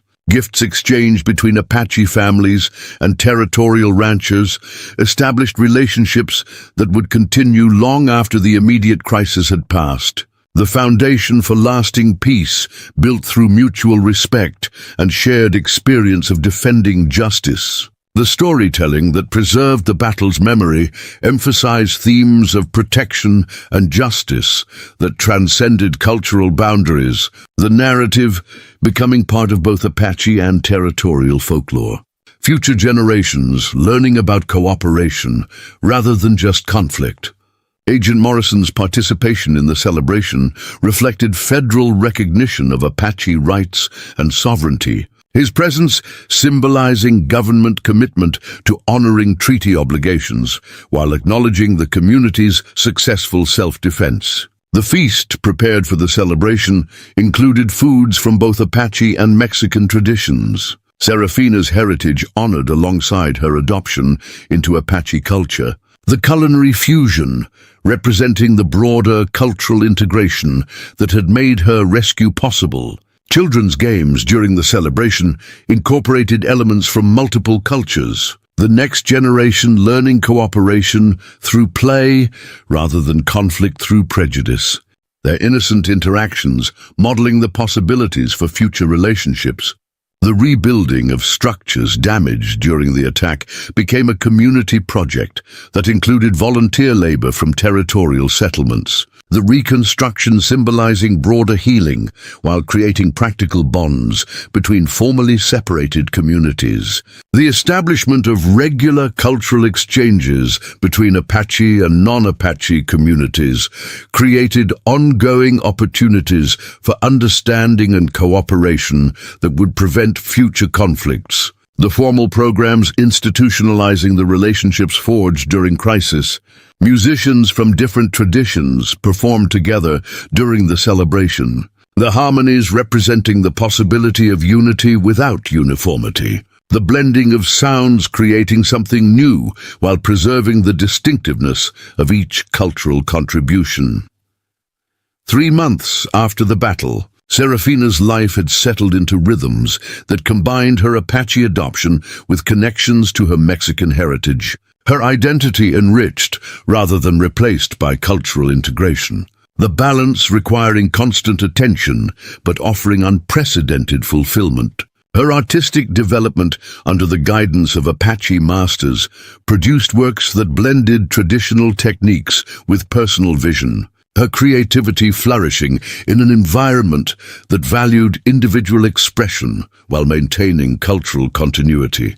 Her paintings becoming bridges between worlds. The school established at the settlement through federal funding provided education that honored both Apache traditions and territorial requirements. Serafina's teaching abilities contributing to the community's growth while sharing knowledge that might otherwise have been lost. Henio's expanded family now included not just Serafina, but also 2 Apache orphans whose parents had died during reservation conflicts. the household becoming a model of chosen kinship that demonstrated alternatives to traditional family structures. The trading relationships that developed between the Apache settlement and territorial communities created economic opportunities that benefited all parties while respecting cultural boundaries. Commerce replacing conflict as the primary form of interaction. Serafina's correspondence with other young women who had read about her case created a network of support for abuse survivors.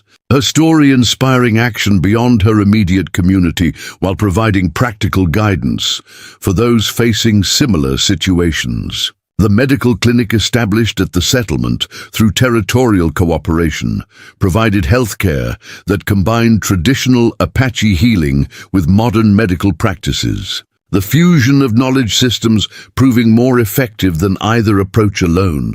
Her romantic relationship with Miguel Sandoval, a young Apache warrior who had fought beside her during the battle, represented the natural continuation of her integration into tribal life. Their courtship conducted according to Apache customs while honoring her Mexican heritage. The agricultural innovations that Serafina introduced from her experience at the trading post improved crop yields while respecting traditional Apache farming methods.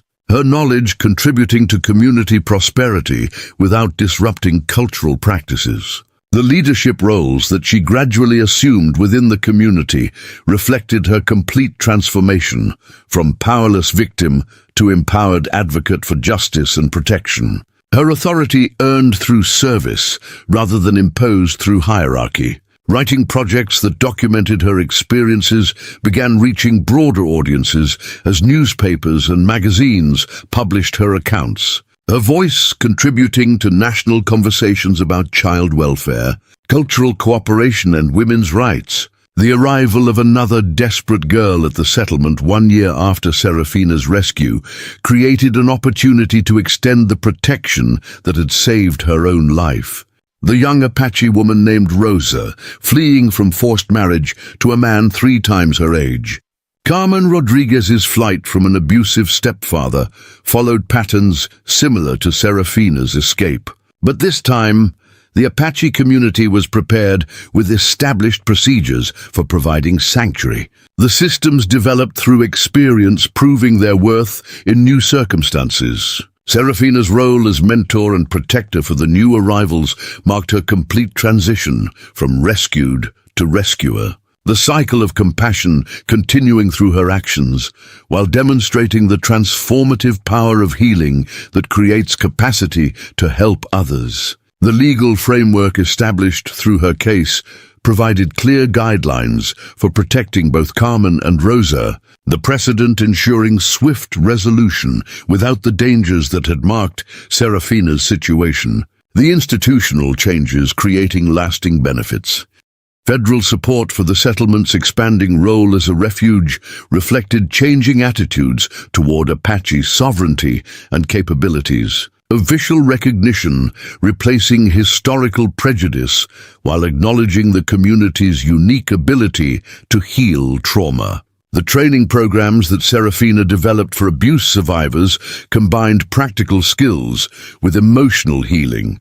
Her experience creating curricula that addressed both immediate and long-term needs while preparing participants for independent lives. The partnerships between the settlement and territorial social services created a formal network that could identify and assist vulnerable children before their situations became life-threatening. Prevention replacing crisis response as the primary strategy.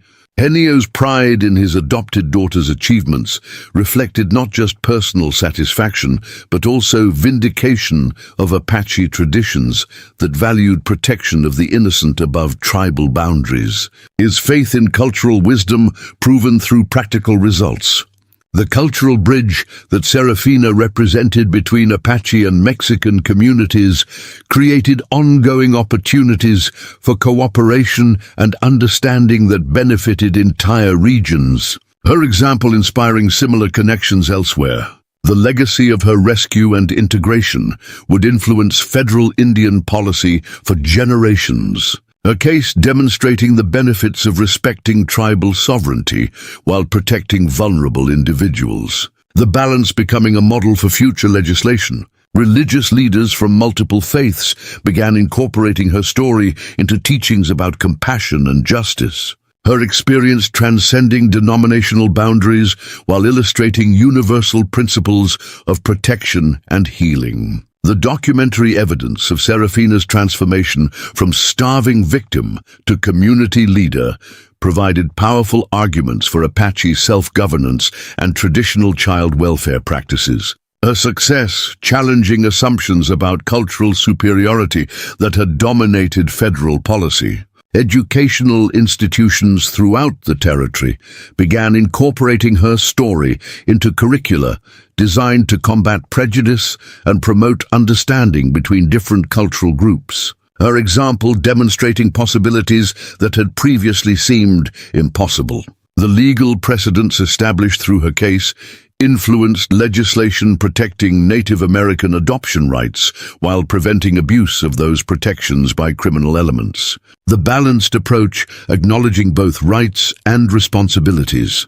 Federal funding for similar programs in other Native American communities reflected recognition that traditional practices often provided better outcomes than government institutions. The cost-effectiveness of tribal solutions, appealing to budget-conscious administrators, the economic development that followed cultural cooperation in her region, became a model for peaceful coexistence that was studied and replicated throughout the American West. Prosperity replacing conflict as communities learned to work together. International attention focused on her case highlighted American treatment of Native Americans during a period when federal policy was evolving toward greater respect for tribal rights. Her story influencing diplomatic relationships. The medical research conducted on malnutrition recovery at the settlement contributed to scientific understanding of starvation's effects while validating traditional Apache healing methods. The collaboration advancing knowledge in both Western and indigenous medical traditions. Her marriage to Miguel Sandoval and their children's education in both Apache and territorial schools demonstrated successful cultural integration without assimilation. The next generation, embodying the possibilities their parents had created. The advocacy organization that she established to protect vulnerable children operated across tribal and ethnic boundaries. Her influence extending far beyond her immediate community while maintaining connection to Apache values. The peaceful resolution of her case became a touchstone for future negotiations between federal authorities and Native American tribes, proving that cooperation was possible when all parties acted in good faith. 5 years after her rescue from starvation, Serafina stood at the center of an unprecedented celebration that would unite two souls while bridging multiple cultures. Her wedding to Miguel Sandoval representing not just personal happiness, but a symbol of the healing that had transformed an entire region. The ceremony itself blended Apache traditions with Mexican customs that honored Serafina's birth heritage. The fusion of rituals creating something entirely new while respecting the sacred elements of both cultures. Elder Maria Blackfeather working alongside Father Rodriguez to ensure all participants felt their traditions honored. Miguel's family had traveled from 3 different Apache settlements to witness the marriage, their presence demonstrating the broad acceptance that Serafina had achieved within tribal communities throughout the territory. Her reputation as a healer and teacher extending far beyond her adoptive home. The wedding dress that Ayana and Nayeli had spent months creating incorporated traditional Apache beadwork with Mexican embroidery techniques that Serafina had learned from her birth mother's memory. Each stitch carrying love and representing the cultural synthesis that defined her new identity. Tom Bradley's attendance as an honored guest reflected the bonds forged during the battle that had saved the settlement. The former ranch foreman now serving as territorial liaison for Apache settler relations, his presence bridging worlds that had once seemed permanently divided. Agent Morrison's participation as federal witness to the marriage provided official recognition of Serafina's status while celebrating the success of policies that respected tribal sovereignty in family matters. His support representing changing government attitudes toward Native American communities.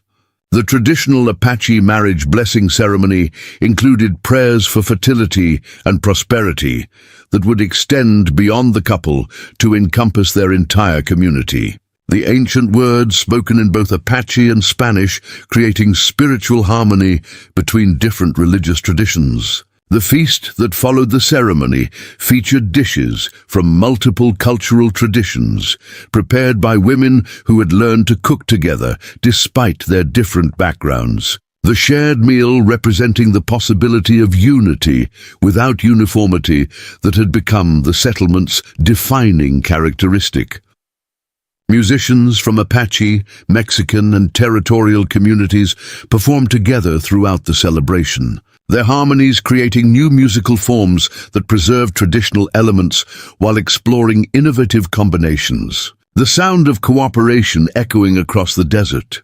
Children from various ethnic backgrounds played together during the festivities, their innocent interactions demonstrating the natural cooperation that developed when prejudice was not taught. Their games incorporating elements from multiple cultures while creating entirely new forms of play. The gift exchange that accompanied the wedding included practical items needed for establishing a household, alongside symbolic objects that connected the couple to their extended families and communities, each present representing investment in their shared future. The birth of Serafina and Miguel's first child 2 years later marked another milestone in the community's evolution. Little Helena Maria, bringing together bloodlines that represented the best possibilities of cultural cooperation and mutual respect. The naming ceremony for their daughter incorporated elements from both parents' traditions, while adding new customs that the community had developed through their unique experience of integration. The child becoming a symbol of hope for future generations. Henio's joy in becoming a grandfather through adoption rather than blood demonstrated the Apache understanding of family that extended beyond genetic connections to include all relationships, built through love and commitment. His pride in Serafina's happiness reflecting years of investment in her welfare. The child care arrangements that developed within the extended family included not just biological relatives, but also the other rescued children who had found sanctuary in the settlement, creating a network of support that ensured no child would ever face the isolation that had marked Serafina's early years. Helena Maria's education began before she could walk, as community members from different backgrounds shared their knowledge and skills. The child growing up trilingual while learning traditional crafts alongside modern academic subjects. Her development reflecting the community's commitment to preserving all valuable traditions. The agricultural expansion that accompanied the growing population included new crops and farming techniques that combined Apache traditional knowledge with innovations introduced by refugees from various backgrounds. The synthesis creating greater food security for all residents. Serafina's role as mother complemented her existing responsibilities as teacher and healer.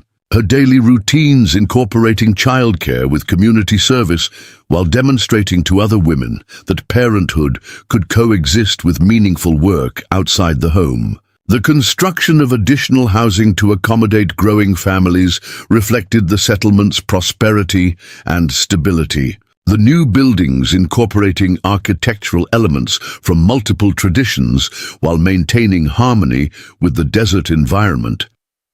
Miguel's advancement to leadership positions within both the Apache Tribal Council and the Territorial Cooperation Committee demonstrated the recognition that intercultural families could serve as bridges between communities, their perspectives valued for their breadth and understanding.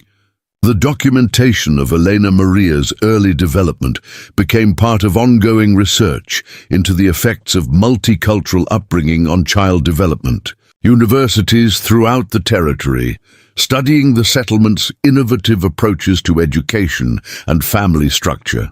The medical care available to the growing families combined traditional Apache healing with modern territorial medicine and knowledge that refugees had brought from their various homelands, creating comprehensive healthcare that addressed both physical and spiritual wellness.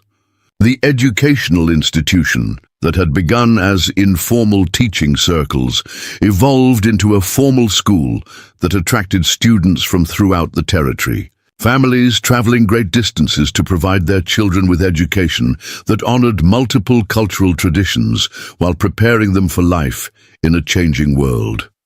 Serafina's development of curriculum that integrated traditional Apache knowledge with territorial academic requirements created new educational models that influenced policy discussions in the capital, her innovations demonstrating practical alternatives to forced assimilation policies. The teacher training programs that emerged from the school's success attracted educators from various backgrounds who wanted to learn multicultural teaching methods, their enthusiasm spreading innovative approaches throughout the territorial education system. Student enrollment that included Apache, Mexican, territorial, and immigrant children created classroom dynamics that challenged traditional assumptions about racial and cultural hierarchies.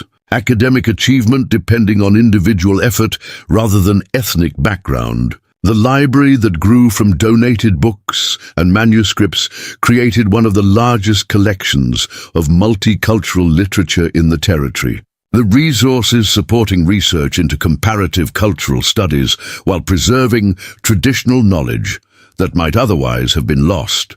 Agricultural and technical education programs prepared students for practical careers while maintaining connection to traditional values. Graduates finding employment throughout the territory while carrying the settlement's values of cooperation and mutual respect into new communities. The art program that Serafina established became renowned for producing works that synthesized different cultural traditions. Student creations attracting attention from collectors and museums, while demonstrating the creative possibilities that emerged from cultural cooperation. Language instruction that included Apache, Spanish, and English ensured that all students could communicate across cultural boundaries while maintaining connection to their heritage languages. The multilingual environment preparing them for leadership roles in an increasingly diverse society. The school's medical training program combined traditional healing knowledge with modern medical education, graduates serving as bridges between different healthcare systems while providing comprehensive care that addressed both physical and spiritual needs. Scientific education that incorporated traditional ecological knowledge with modern research methods created new approaches to understanding and protecting the desert environment. Students learning to see the land through multiple perspectives while developing innovative conservation strategies. Performance programs that featured traditional dances, music, and storytelling from various cultures created opportunities for students to learn about their own heritage while developing appreciation for other traditions. The presentations attracting audiences from throughout the territory. The economic development that radiated outward from the settlement created new opportunities for cooperation between previously isolated communities. Trade relationships replacing suspicion and conflict as the primary forms of interaction between different cultural groups. The conflict resolution methods that the settlement had developed through necessity became models for addressing disputes throughout the territory. Mediation techniques that honored different cultural approaches to justice proving more effective than traditional territorial court systems. Transportation improvements that connected the settlement to territorial trade routes brought increased prosperity while maintaining the community's distinctive character. The careful balance between growth and tradition requiring constant attention and adjustment. The medical college that evolved from the settlement's healthcare innovations attracted students from across the American West. The institution's reputation for combining traditional and modern healing approaches, drawing scholars who wanted to study comprehensive medical systems, agricultural extension programs that shared the settlement's farming innovations helped other communities adapt to changing environmental conditions. The knowledge exchange, creating regional food security while maintaining respect for traditional ecological practices. The territorial government's adoption of some policies modeled on the settlements' governance structures reflected recognition that inclusive decision-making processes produced better outcomes than traditional hierarchical systems, the influence extending beyond Indian affairs to general territorial administration. Cultural festivals that celebrated the diversity of the region's population became annual events that attracted visitors from throughout the American West. The gatherings demonstrating the economic and social benefits of embracing rather than suppressing cultural differences. The legal clinic that provided services to vulnerable populations throughout the territory drew on the settlement's experience with protecting refugees and abuse survivors. The advocacy work extending protection to individuals who might otherwise have had no recourse. Research institutions that studied the settlement's social innovations created new academic fields focused on intercultural cooperation and sustainable community development. The scholarship influencing policy discussions at national levels. The communication networks that connected the settlement to Apache communities throughout the Southwest facilitated sharing of successful strategies while maintaining tribal sovereignty. The relationships strengthening Native American self-determination efforts. The environmental protection initiatives that emerged from traditional Apache land management practices influenced territorial conservation policies. Indigenous knowledge contributing to efforts to preserve the desert ecosystem for future generations. Congressional hearings on Indian affairs included testimony about the settlement's success in creating productive relationships between Native American and non-native communities. Serafina's appearance before federal legislators, marking her transformation from starving child to national advocate. The Smithsonian Institution's documentation of the settlement's cultural innovations preserved examples of successful intercultural cooperation for future study. The recognition, validating approaches that had developed through practical necessity rather than academic theory. Newspaper coverage of the settlement's achievements reached audiences throughout the United States. The positive stories providing counter-narratives to prevailing assumptions about the impossibility of peaceful coexistence between different cultural groups. Federal funding for similar programs in other regions reflected recognition that the settlement's approaches might be replicated elsewhere. The investment representing changing attitudes toward cultural diversity and tribal sovereignty. International delegations that visited the settlement included representatives from Canada and Mexico who were interested in learning about successful approaches to indigenous rights and intercultural cooperation.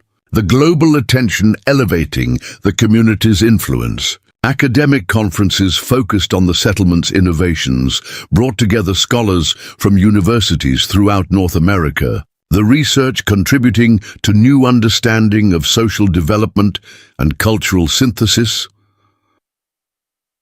The documentary photography that captured daily life in the settlement provided visual evidence of successful integration that challenged stereotypes about both Native American and Mexican communities. The images influencing public opinion throughout the nation. Policy recommendations based on the settlement's experience influenced federal legislation regarding child welfare, refugee protection, and tribal sovereignty. The practical success creating political support for more humane and effective approaches. The autobiography that Serafina published at age 25 became a bestseller that reached audiences far beyond the American West.